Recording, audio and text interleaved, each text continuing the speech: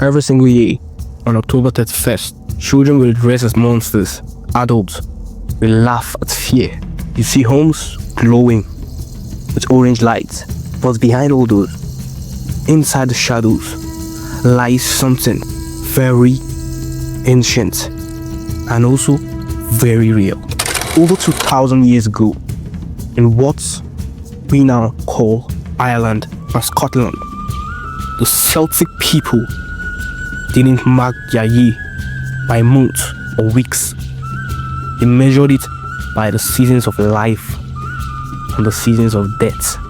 To them, the year ended when the harvest was complete, when the fields turned bare and darkness returned. The nights, usually around October 31st, they held a sacred festival they called Samhain.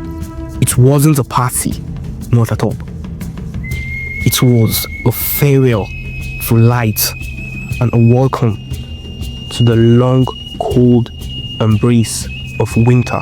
The Celtic people believed that on this night, the veil between the worlds of the living and dead grew thin. This means the dead come to the land of the living, not as enemies, but as travelers. Some brought blessings, others brought trouble.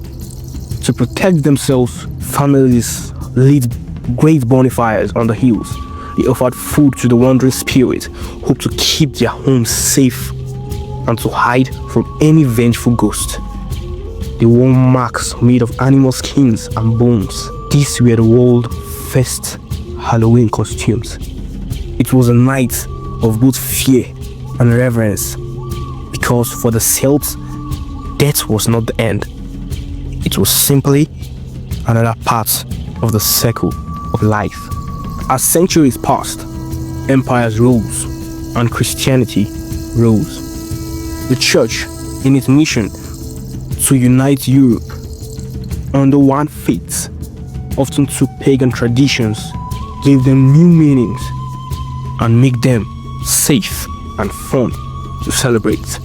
In the 8th century, Pope Gregory III declared November 1st as All Saints' Day, a holy day to honor saints and martyrs. The nights before the All Saints' Day was declared as the All Hallows' Eve. The word hallow means holy, and over time, the All Hallows' Eve transformed and became Halloween. But people didn't easily forget their old ways. They still lit fires, still wore masks, still believed the spirit walked that night. Samhain had been renamed, but not erased. What we now call trick-or-treating had a darker history. It was initially called Samhain, where the poor goes from house to house, offering prayers for the dead in exchange for food or coins. As medieval Europe deepened in faith, Halloween took on darker tones. The church teachings about hell, demons, and witchcraft turned old folks' beliefs into taboos. By the 1500s, people carved frightening faces into turnips and beets, placing candles inside to scare demons and lost souls. They called them Jack-o'-lanterns. Halloween was no longer just about death.